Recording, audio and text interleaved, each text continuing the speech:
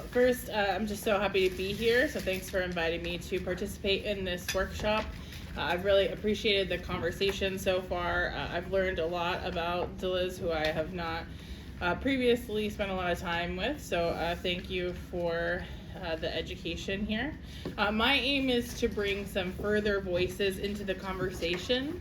So as I was preparing, I did find that Deleuze found in Guattari a conversation partner, someone to prompt his thinking further. And I was listening to an interview that Dan had done that, at least in part, his strategy for reading the history of philosophy was in conversation with others. Further, I was struck by the effective reading of texts and found great comfort that feeling something while I was reading could be an inroad to further understanding, given my attempts to conceptually read Deleuze mostly have failed. So I wanted to invite you to imagine something. A bustling but small high school, halls full of students going this way and that, their arms full of books, joking and laughing. Some carry books only in their hands or in plastic Walmart sacks for want of a backpack, or wear layers of sweatshirts to fight the bitter cold as they go without a jacket. There is something else peculiar. All the young girls, the vast majority who are poor or working class, indigenous or white, are waiting. They're waiting in line along the wall, snaking their way down hallway after hallway. They laugh and joke. They yell at the boys as they walk by to go to class. For what do they wait? In the 2000s, many Minnesota schools implemented a direct distribution program for the contraceptive shot, Depo-Provera, a contraceptive method that works for 3 months after the injection to prevent pregnancy by preventing ovulation. My mother, who gave birth to my sister just after her 17th birthday and attended high school to become a nurse, was waiting for me. In the writing of this piece, I have in some ways invited myself to an effective reading of my own life, as well as the lives of my closest comrades. Hoosiers, the nickname for someone who lives in Indiana, if you're not familiar, near and far, and people I will never meet or know, though our experiences will certainly differ. Our shared experiences have the power to unite. In Necro-Being, an actuarial account of racism, Harris articulates a polymorphous account of racism that situates the primary outcome and moral wrong of racism as shortened lives and irredeemable suffering. He writes, racism is a form of necro-being. It kills and prevents persons from being born. This account, as we have discussed, is presented as an alternative to racism as a logic accounts that seek to give a unified theory, one that seamlessly explains all instances of racism within one causal structure. Harris notes that this logical strategy gives rise to many anomalies, instances of racism that don't seem to count as racism, given that they have a different cause or characteristic than the unified account allows. In 2020, Students for Life America erected billboards in Philadelphia, Detroit, Phoenix, Atlanta, and Charlotte that appealed to the language of Black Lives Matter to argue for increased abortion restrictions. The bills read, Black Preborn Lives Matter. And President Trump, Planned Parenthood aborts 360 blacks every day. Help us. The use of pro-Black and feminist language in the anti-abortion movement is not new. In 2010, Georgia Right to Life erected billboards claiming Black children are an endangered species. But the strategic use of feminist and anti-racist language to support the anti-abortion agenda is on the rise. So for some, I think the analysis of racism as the prevention of being born may conjure an anti-abortion sentiment. We might think that the emphasis on the prevention of being born is akin to asserting Black preborn lives matter.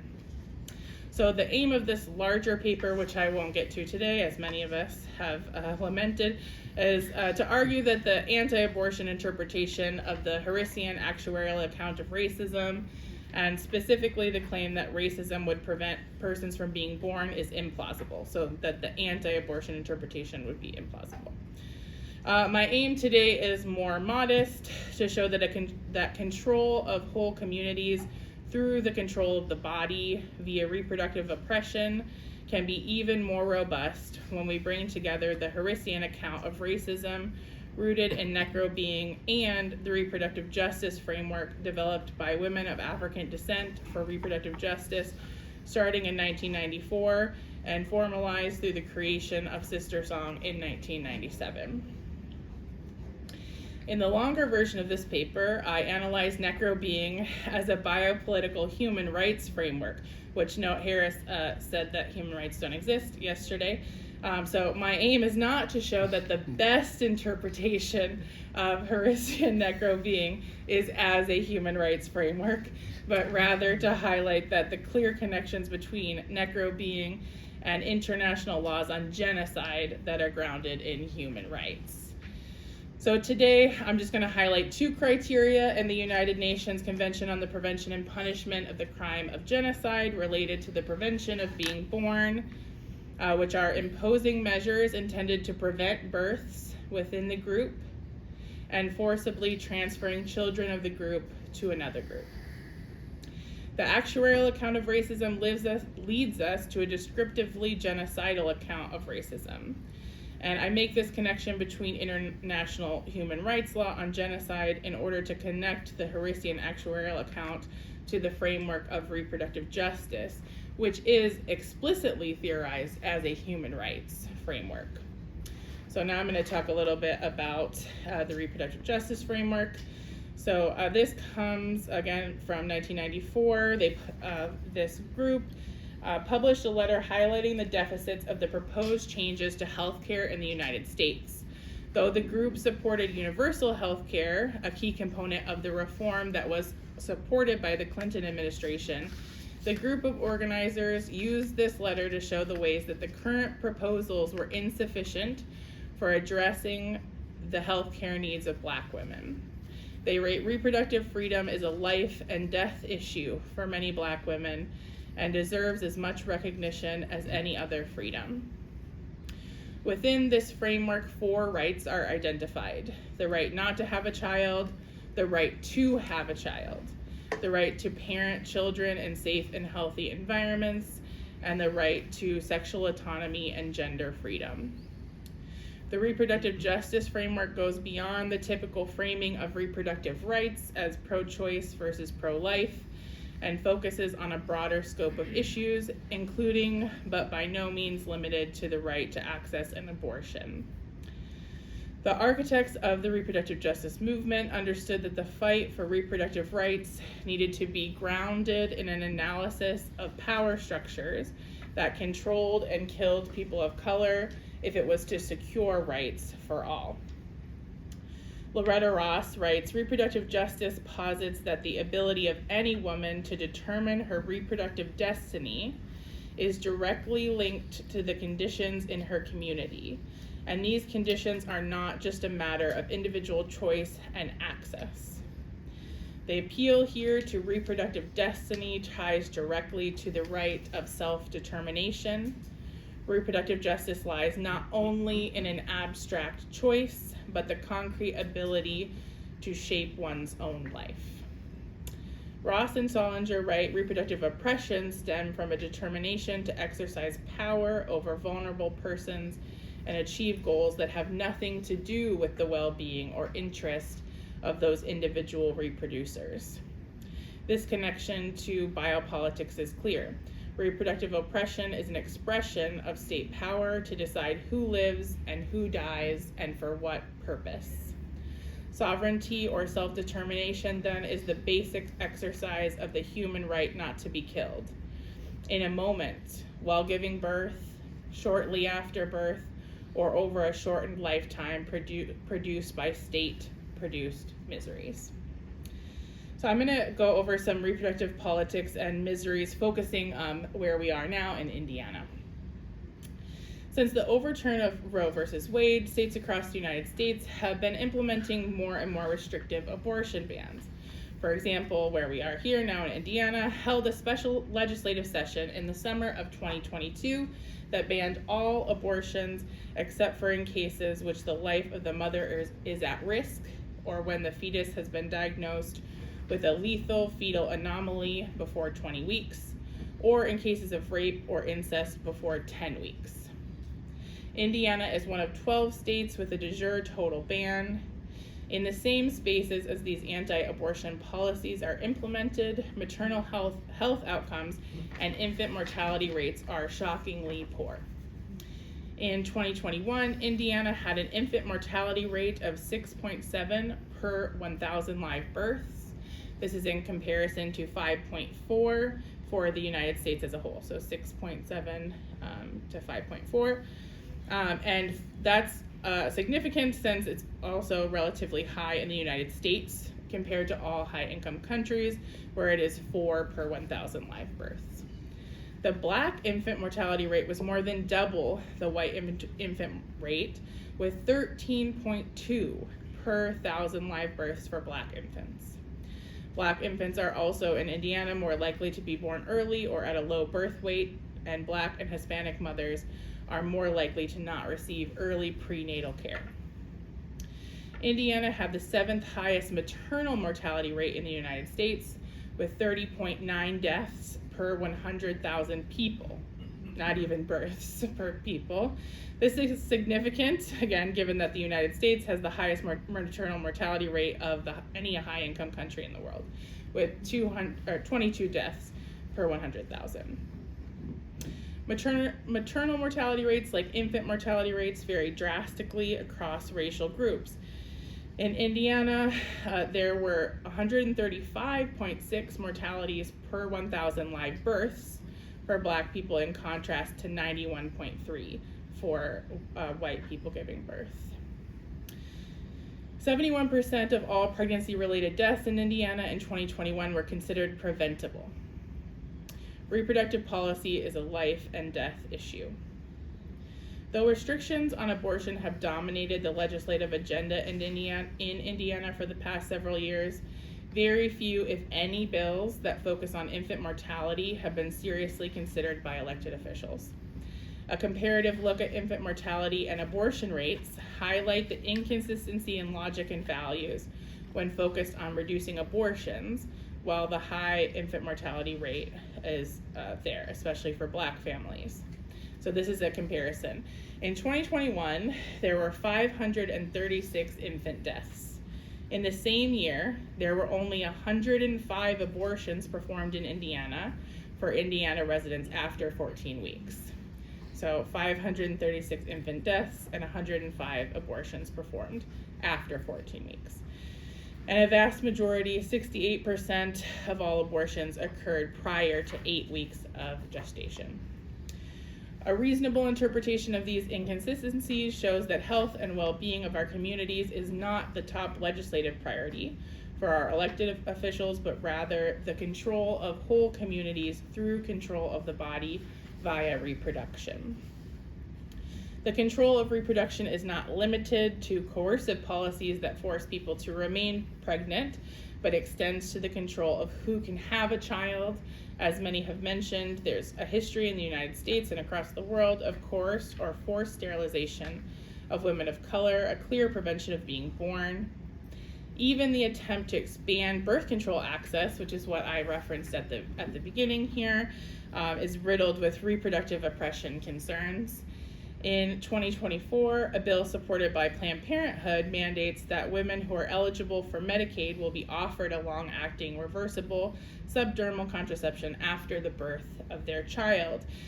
Seemingly good, but as my friend mentioned as I was telling her about this, it's giving Depo-Provera. These people have never been the targets of coercive contraception, and it shows. So against a strict anti-abortion interpretation in my last, I have 5 minutes still, okay.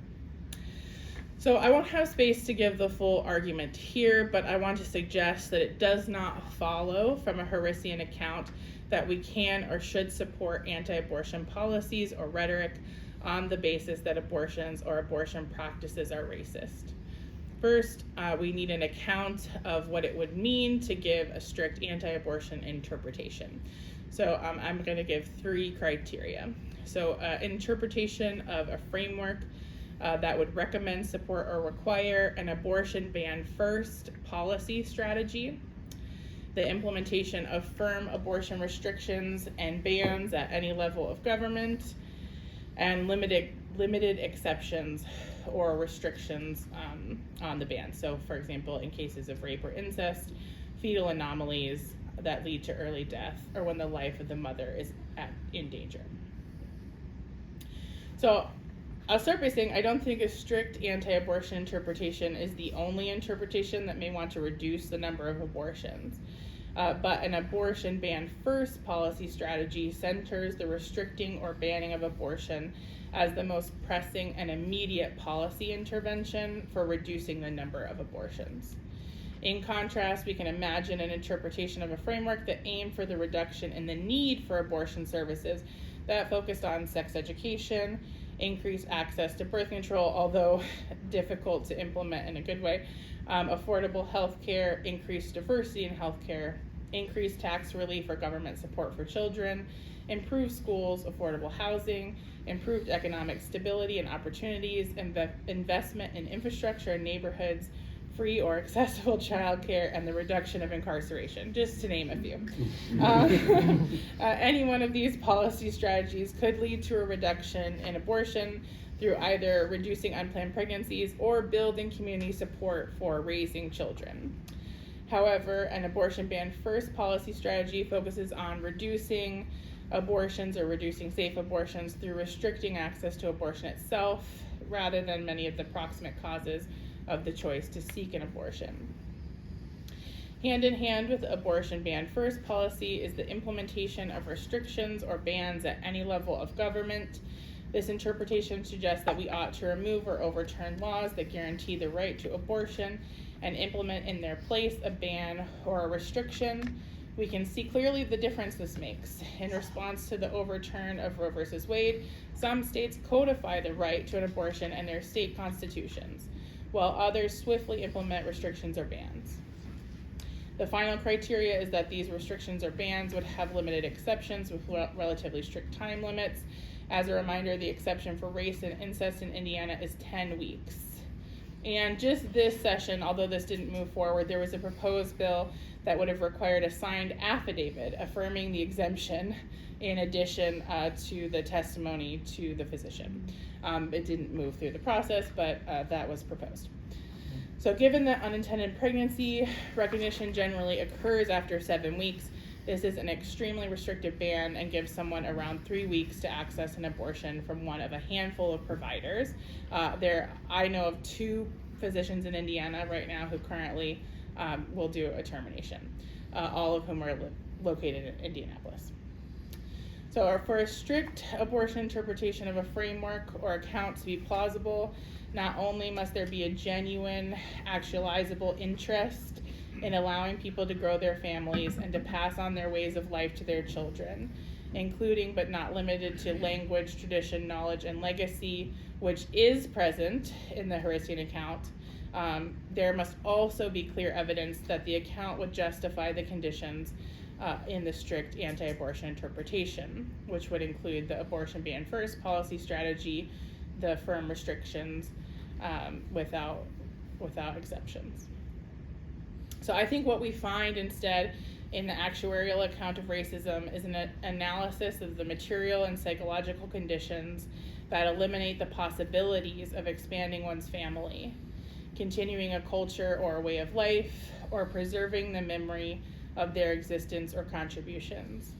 Given the comprehensive focus of the actuarial account on whole lives, the pursuit of dignity, the development of virtues that allow for the possibility of insurrection against unjust systems, a focus on self-determination, I don't see much evidence regarding the criteria for a strict anti-abortion interpretation. bringing together Necro-Being and reproductive justice in conversation allows for a deeper understanding of reproductive oppression as a means of state control of the body in ways that determines who lives and who dies, whose lives are lengthened and whose lives are shortened through the transfer of health from one group to another, and who lives a life of preventable and thus targeted irredeemable suffering and misery. Thanks.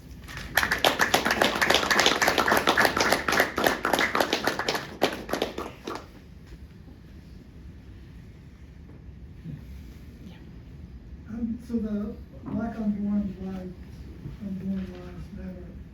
think, shows the kind of multiplicity of different anti-abortion forces, because there is one which is aligned with sort of great replacement theory. That we have to stop abortion for white women because we're being outbred by XYZ population. So I just wanted to lay that out there, that there's no coherent anti-abortion thing, because there's like 5 different ones that what's the right word, just appear independently of the other. Mm-hmm. Yeah, and I think that for me that's consistent with some of these the idea that it doesn't have to be like one logic to an oppressive system. Like it's multi-logic. Maybe I don't want to call it logical, but there's multi-logics happening that serve to justify really anything you want to justify for the purposes of control. Yeah. Yeah. Thanks so much. I was wondering about this topic when reading Professor Harris's work. So I understood. Tell me if I'm correct. I understood that the Harrisian view on self-determination, the importance of self-determination, as well as the role of self-determination as a part of the human rights account in the reproductive justice movement, those suffice for you to say, well, the Harrisian account is not, shouldn't be considered to lead to an anti-abortion position. So then when you're talking about genocide, I was very curious about whether what you had, the work you've done on genocide, would lead you to say that the Harrisian position is describing an ongoing kind of genocidal, form of racism that fits the whatever the legal UN definitions or whatever of genocide are. I just didn't know if you ventured into that territory or not when you mentioned genocide. Yes, so I deleted that part of to get to this, but yeah, other than the convention says that it's the intent. So I think it does have a little bit of that like volitional account. Okay. So there's 5 criteria with the intent to eliminate the population via this or this. But beyond that, yeah, I think that because it doesn't require it doesn't name the mechanism, for it. So other than I think the intent would imply a volitional account. Yeah. I think that certainly the actions that are detailed in the Genocide Convention fit very well with the actuarial and Necro-Being account, minus the fact that human rights don't exist. Out of the you can't get the intent out of the actuarial. The volitional, you can't get the volitional part out of the actuarial account, right? Out of the actuarial account? From it. It doesn't. Right, yeah. yes. Yeah, so from it, yeah. It aligns, So it aligns with the convention except for that part. Yeah. Thank you. Yeah, the question I had was sort of related to that. I mean, it's more of, I guess, a comment or something you can respond to, because I think one of the issues with the way in which genocide is defined in within the human rights framework is its exceptionalization, right? It makes it very difficult to actually conceive of numbers such as the ones you gave us as genocide, essentially. And I think what the actuarial account makes possible for me is to say that this form of slow death does amount to genocide, essentially. So there's that. But then I was also struck by my own reaction when you were reading out those numbers. And there's just something about the persuasive power essentially, of those numbers that I want to reject. In the sense that it's like, you know, one life should be enough, right? Like this sort of like, so I don't know if this, I just kind of wonder like, how does it feel to do the counting, basically, and to sort of to have to do the counting in order to because okay, we can't rely on morals, right? But it's like that you are actually relying on numbers precisely in order to persuade once again, or it feels that way. So it's like evidence or like the receipt of the thing. I don't know. Yeah, I mean, I think, and you think maybe in contrast with the actuarial strategy to do the counting, or in concert with it, and then what does it say that you have to do that to give evidence of genocide? Yeah, I think to be forced to do that, basically. Like, I don't know, how does that? Yeah. What is your sort of, or like maybe it's not an issue that arises, you know? Yeah, I mean, I think it is in that like the affective reading of it, like again of our own lives, but also in the like looking at the data of like, you know, I think of this when in Indianapolis there's like this forum of folks who are trying to lift up people who die from exposure, like every night, you know, and like to think of each individual person of people who are dying from exposure. So like in that sense, to name people like as a group rather than like as this person. Yeah, I think it's important to do both. And one reason why, like, I think it's important to connect, although our experiences are very different, to connect like our own experiences of biopolitic to like what we're working with. But I think about the I think in terms of the convention and trying to do the alignment, in some ways I'm just trying to give a really clear pathway between reproductive justice, which is an explicitly human rights, at least as it's been formulated, framework.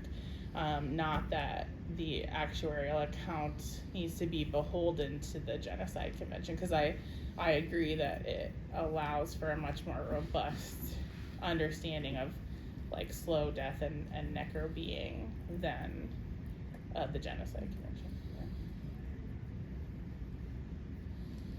Yeah. Okay, so excellent talk, weighty stuff.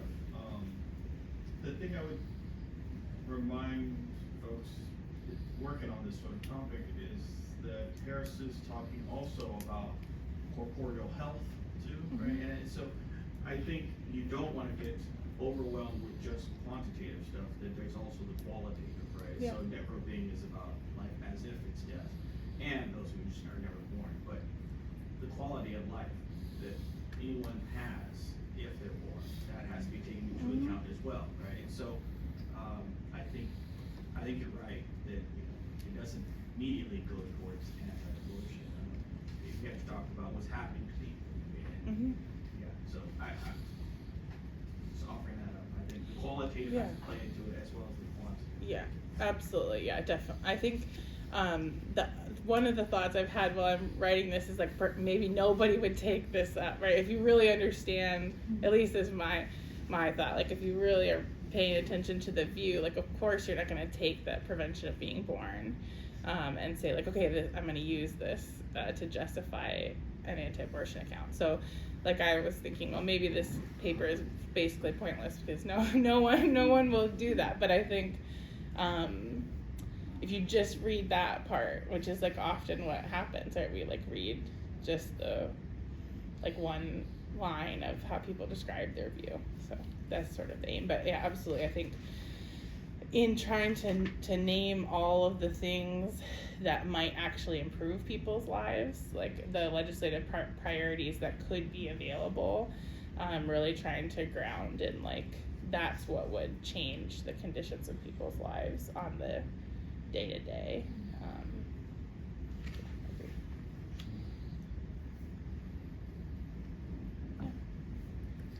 Yeah, it's like, I've lived here for a long time, and I'm like not super aware of all of like the things that are happening, which I should be, but thank you for the talk.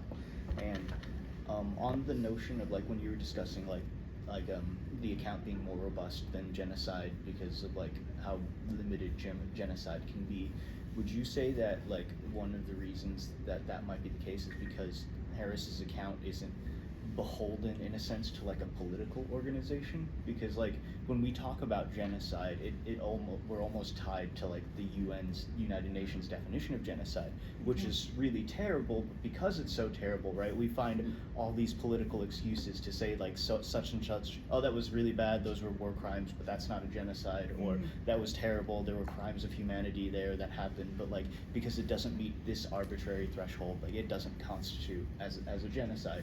And so because we've made it such a terrible term, does it lose power in the sense that we cannot like legally call certain things genocides when like common sense or just your intuition would tell you no, the Armenian genocide was a genocide? Like, yeah, I mean, this is why you don't delete parts of the paper, but while you print it out. But there's the right after this comes out, there's a group of people who write this pamphlet called "We Charge Genocide," and it's about anti-Black racism in the United States, and saying like this counts if you're gonna take this seriously, like, and not even to say like in the less beholden sense, but in the actual sense. So I think like it's not the case that none of the genocidal things in the United States meet the criteria.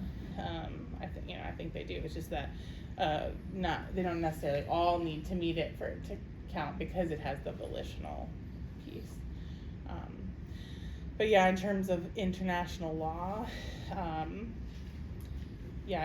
guess in terms of community organizing and thinking about politics, international law certainly isn't the aim, it's the floor. All right, let's take our